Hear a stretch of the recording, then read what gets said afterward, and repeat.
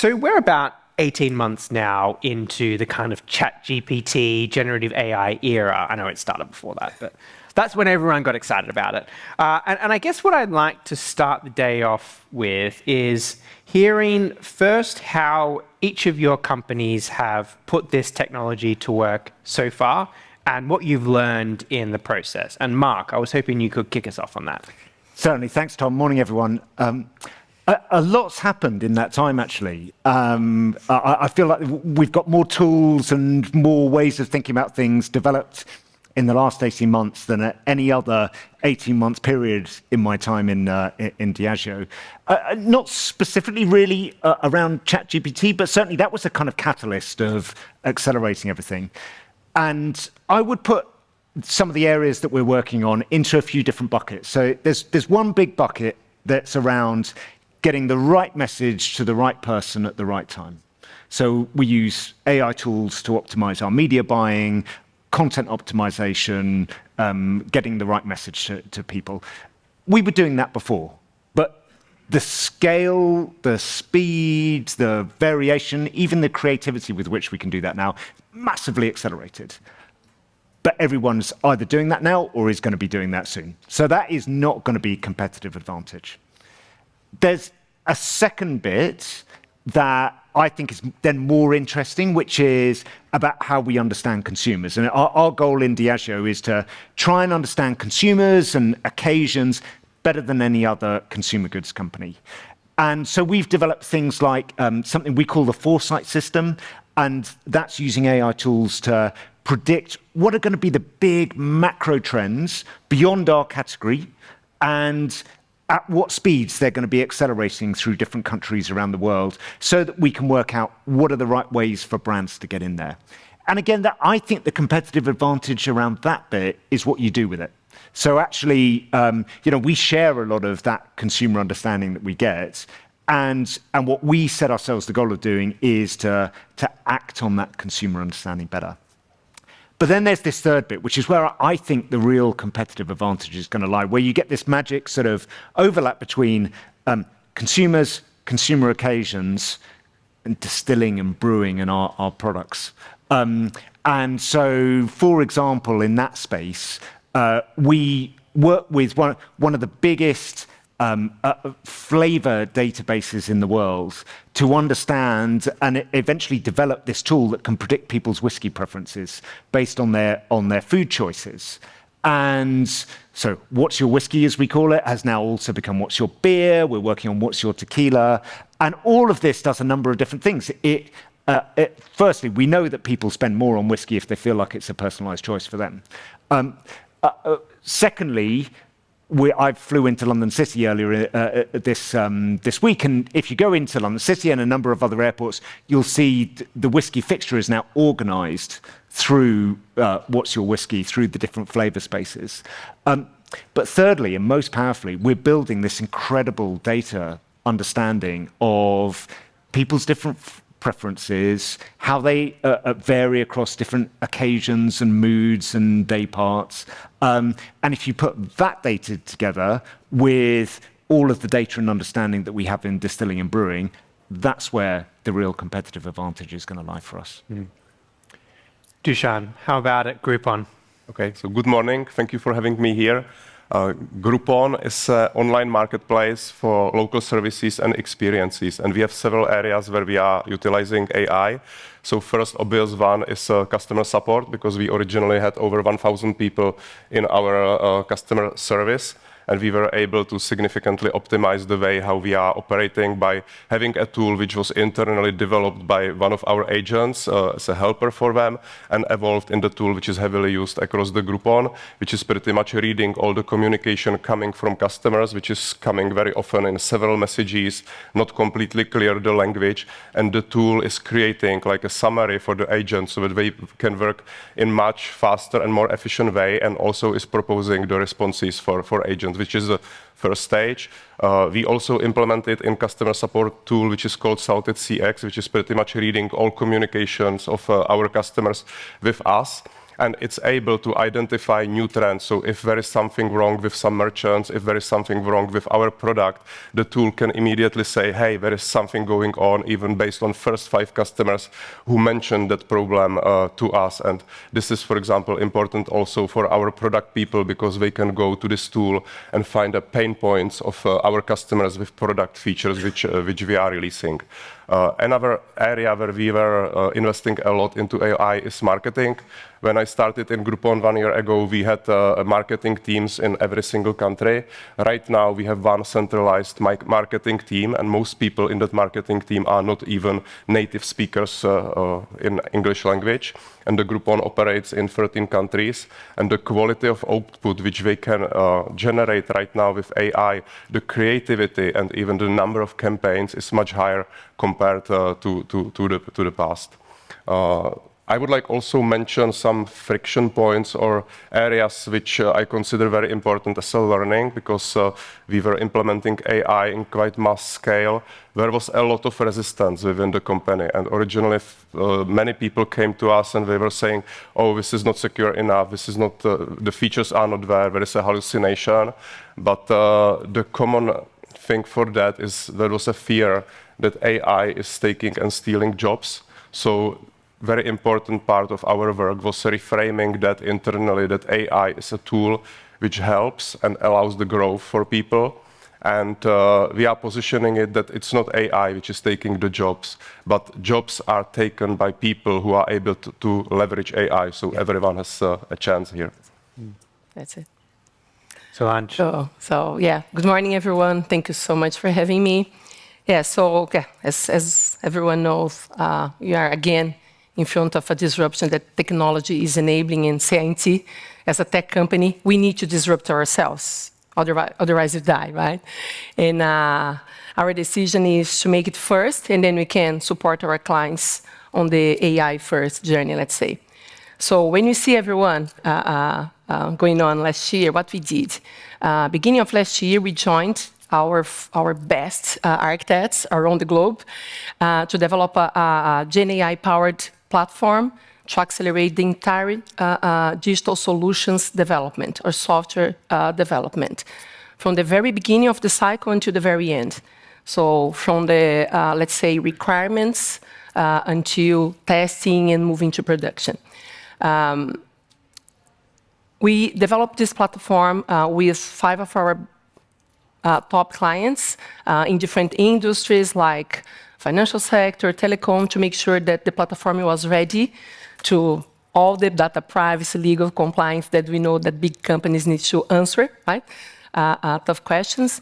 And nowadays we have more than 20 clients already using the platform, and more than 2,000 of our team, our people, using the platform. And for some of these engagements, we have been achieving gains in productivity or efficiency in around 40 to 50%. So there is no doubt that when you're empowering our team and our people with Gen AI, augmenting their intelligence, we can be really faster. Our efficiency is clearly going to come. So as a people-driven company, that's our belief. It's not about the tool, it's not about the technology, but it's how our team is engaging. Because if they don't, you never scale Gen AI through your company. So there is a massive effort in adoption. I have to admit that adoption, it is maybe one of the main challenge if you want to be a AI first company, if you want to scale up Gen AI across the business, and if you want to have the impact that this powerful technology can bring. So. Yeah, and what I really like about having the 3 of you is that we get a very different view of the types of ways in which generative AI and AI more broadly can transform businesses. It can be about new products, it can be about running services or processes more efficiently, and it can also be about getting creative with how you use customer insights too. So it really does go beyond just, I think, this fear that a lot of people have that the bot is going to replace the work that people do. I'd next like to talk about how you're thinking about the next 2 to 3 years in terms of opportunities from this technology? And maybe Solange, you can kick us off. Perfect. Yeah. We see this changing, let's say, happening in 3 acts. That's the way that we try to talk about it. So the first act we are calling hyper productivity or hyper efficiency. And we can see that there are a lot of companies, apart from CI&T, I'm board member with Vivo, it's the largest telecom company in Brazil, and with Telefónica in Spain. So clearly, there is a lot of POCs, experiments going on in terms of efficiency gains. And I truly believe that we are going to have tangible impact for the next 2 and 3 years for sure in terms of efficiency. So that's the first act. The second act we call hyper-personalization. And now you're talking about evolving customer experiences. Can I see POCs and experiments in customer experiences? Yes, I can. But I can see companies still, let's say, not so confident to manage customer data to improve experiences, or right. There is a lot of, in terms of compliance, in terms of data privacy, that we still need to go through.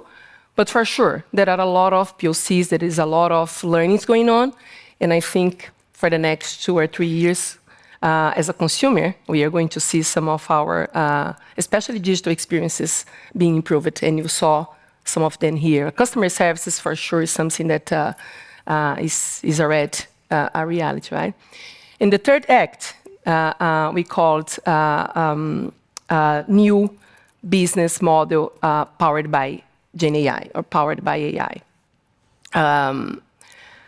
I think what we have now, it is Gen AI changing business or impacting business as we know it. But we know that this technology can transform business in a way that I can't predict how the new business will look like, being honest. But now I'm talking about, for sure, more than 3 years, maybe in 10 years. And I hope until there, we are going to see our lives as a human being improved a lot, especially because all the industries will change. Financial, health, medicine. For sure, we are going to, I expect, and I hope to have a huge impact in our human being lives and the environment as well. But talking about maybe 10 years, if I can predict. So 3 acts, I see hyper-productivity, hyper-personalization, and then new business model powered by AI. That's the way that we try to see, and that's the way that we are driving effort and investment to go to the journey to be an AI-first company, and also supporting our clients in different industries to go to the journey as well. Mark, how about you? How are you thinking about the next sort of 2 to 3 years? I connect with a lot of what you're saying, Solange. Certainly that sense of, we know consumers want more and more personalized experiences. Yep. And we're kind of thinking of, right, if right now we're about getting the right message to the right person at the right time, in the future that we also want that to be the right drink, in the right pack, in the right mood. So we're working on a number of different things at the moment. We partnered with this great company called AI Palettes, who are fantastic at predicting what's going to be the hot flavors of next year in different countries, and then 2 years out, and then 3 years out. This is so helpful for us because it takes time to develop and mature some of these liquids. Yeah, hot flavors for this year. Once I saw this, I can't stop seeing them everywhere. So hot flavors for the year ahead are apparently in sort of 2 areas. One is what they call bloom harvest. So that's flavors like hibiscus, jasmine, and then another area which is umami. So sea salt, I see sea salt everything at the moment. Sea salt and yuzu and fermented flavors and so on. And so we've got a good sense of what's coming this year, what's coming next year, and then over time being able to then personalize that and do that much more kind of late stage customization of flavor, I think is going to be a big opportunity for us. What I'm not sure about is how creativity and the precision of AI is going to continue to develop. undoubtedly, it will change the way that we approach creative. It already is for things like performance marketing, for the more kind of straightforward creative choices. But I think this is where the big risk for brand owners lies for me, because what we're all about is building the world's most distinctive and loved drinks brands like Guinness and Johnny Walker and Baileys. And what makes them stand out is what's different about them. And if everyone has access to the same tools and the same creativity, the risk is that that differentiation is harder to get at. So again, back to your point, and Dushan, you said this, the same point about the combination of the person with AI, the challenge for marketers, for brand owners, to be really clear about what your brand stands for, how that shows up through your brand assets in a way that remains distinctive. Like whenever we write a brief for any Guinness work, we always write 4 letters on the brief, OGCD, and that stands for only Guinness can do.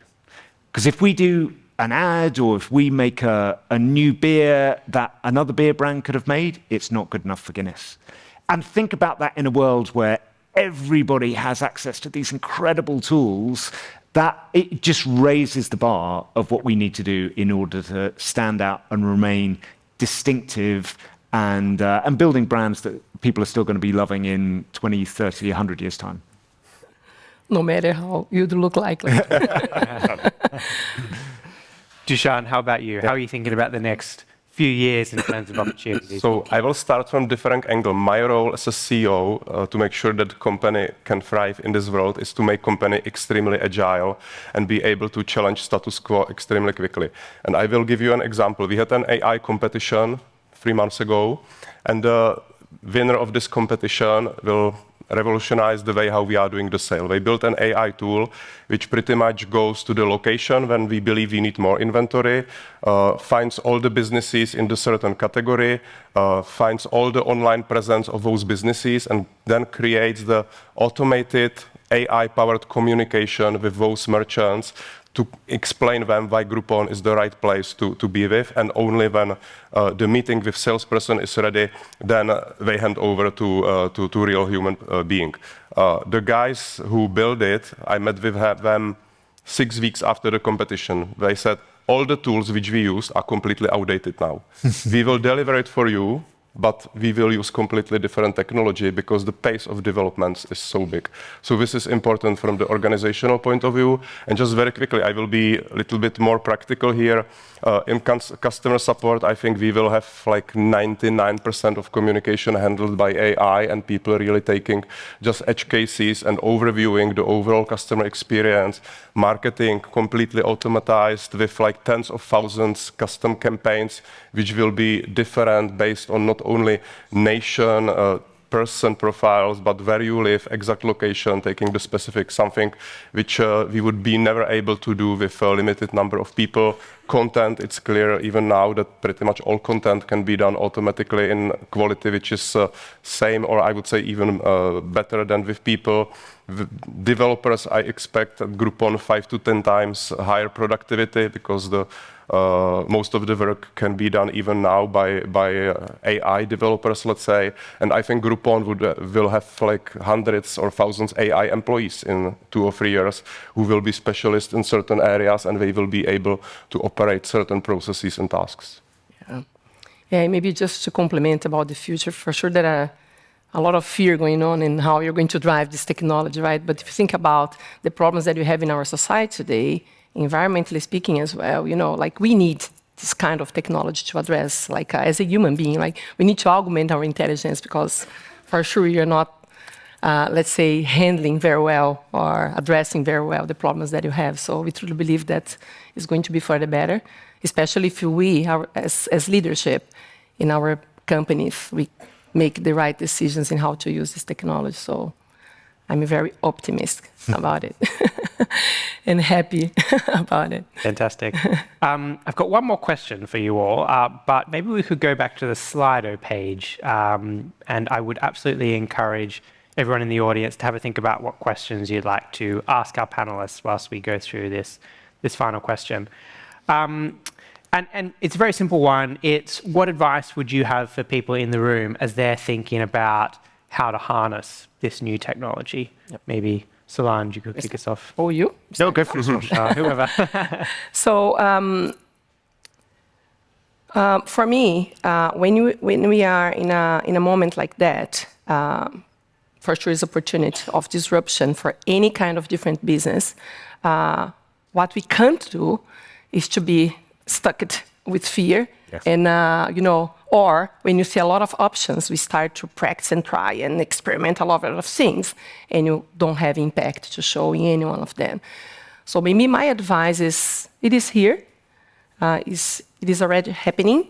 I think there is a lot of impact that companies already, localized, but impact that for sure companies are already proving. We saw here clearly some good examples. But my suggestion would be try to think about how this technology can really impact your business from different perspectives. Your team, your people, your clients, your operation, your business, and try to prioritize the best place to start. So start simple, start small, and then you learn. Again, the journey is not easy. If you think about the change that we need to go through, we are talking about different skill set. We are talking about different tools to do our daily basis job. We are talking about different ways of working for companies. Not only talking about tech companies, but for companies that have been working with agile methodologies, whatever agile we understand, there's going to be a massive difference in way of working when we think about combining all tools and people intelligence augmented by Gen AI. We are talking about a change in daily basis. So we are talking about a cultural change.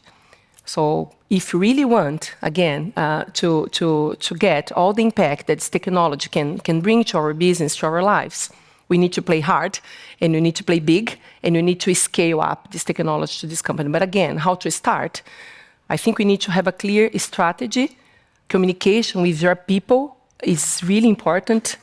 What we are going to do now, what we can do now, and how is the roadmap, let's say, to go to the journey. Also, starting small, so, like selecting one problem to address, because sometimes you want to use the technology, but we don't really know which problem we are trying to solve. And then we don't know how we are going to measure the impact of it, right? Because we don't know the problem. So try to select one problem to use the technology to address that problem, and then you start measuring and learning. You adapt your company to the new road, and then you start replicating.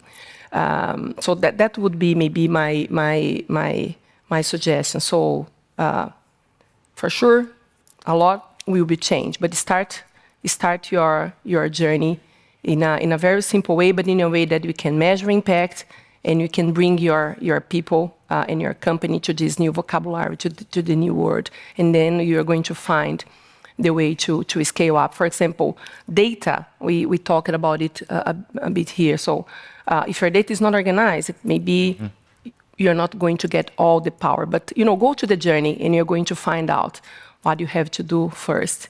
And then, so that would be my start now, start simple and measure impact, and then you scale up, and you're going to bring, again, we are augmenting human intelligence.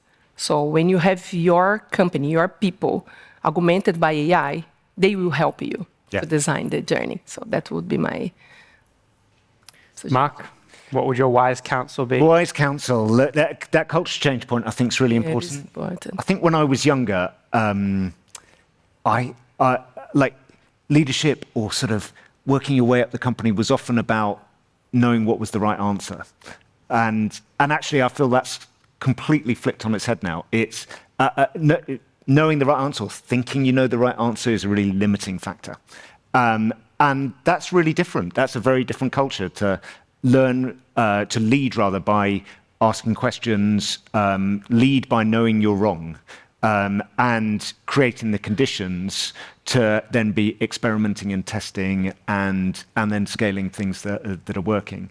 And so I think that sense of having a mindset as a leader that's an explorer mindset rather than an expert mindset is going to be so critical, and actually across so many different areas of work these days. Dushan?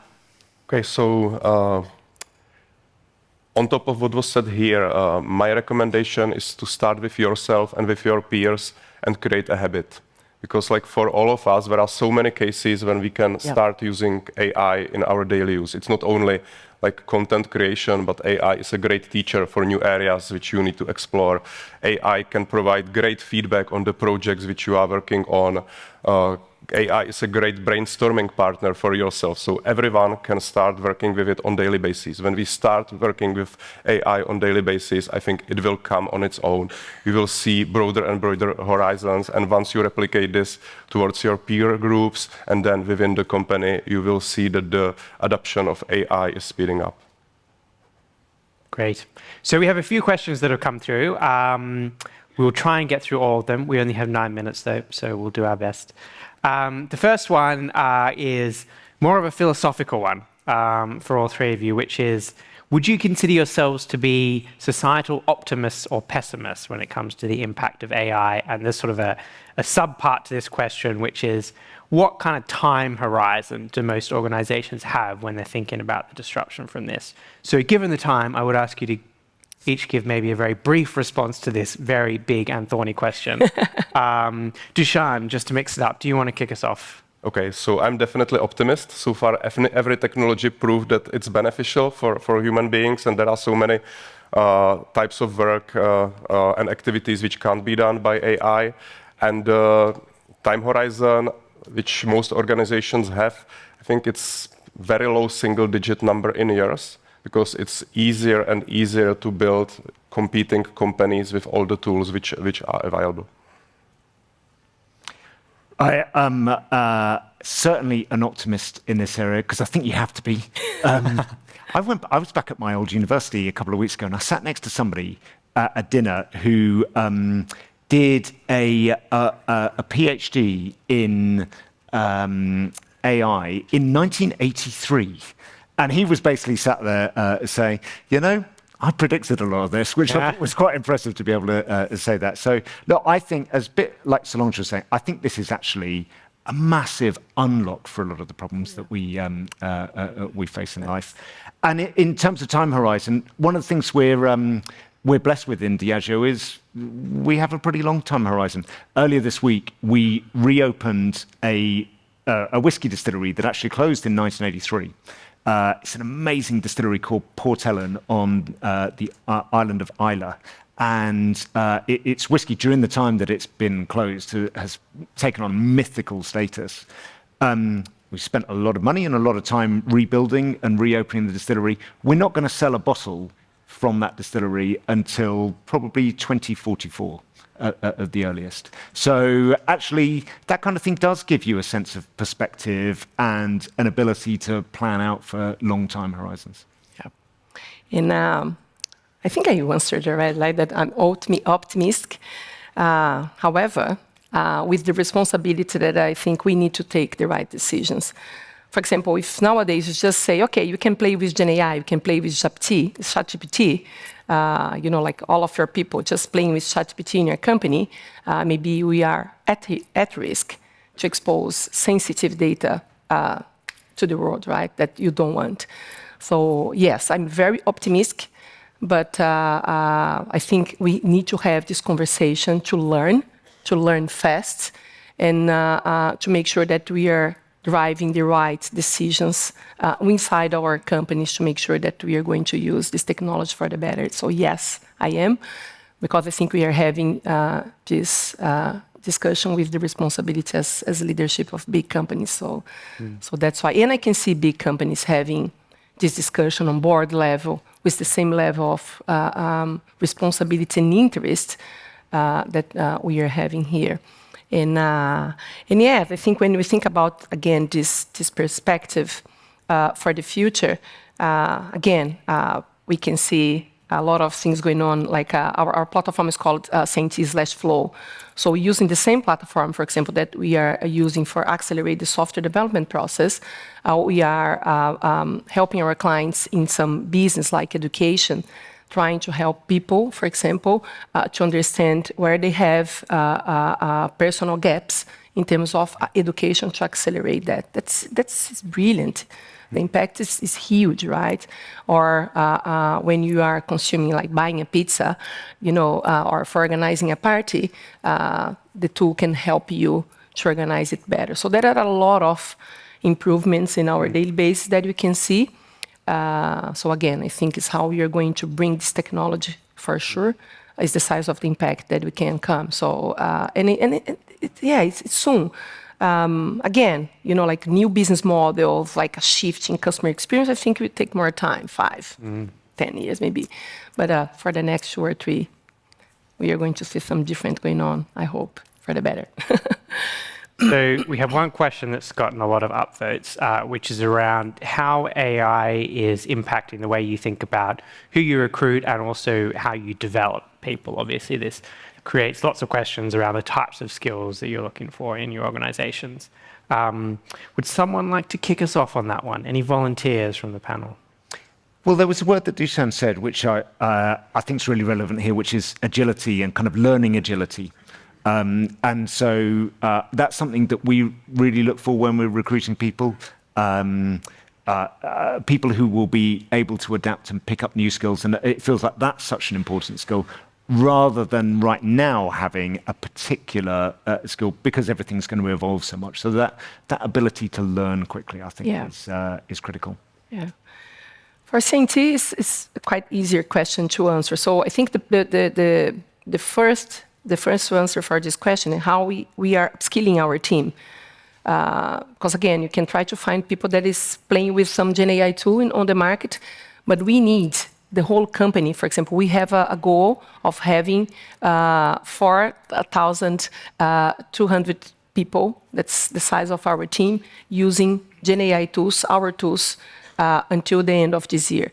So that's our main goal, to upskilling our team to be empowered by AI. Not only because it's important for our business, but it's important for their career, right? As you were saying, if you're not powered by AI, maybe you're not going to have a job on the near future. So I think that's the number one answer.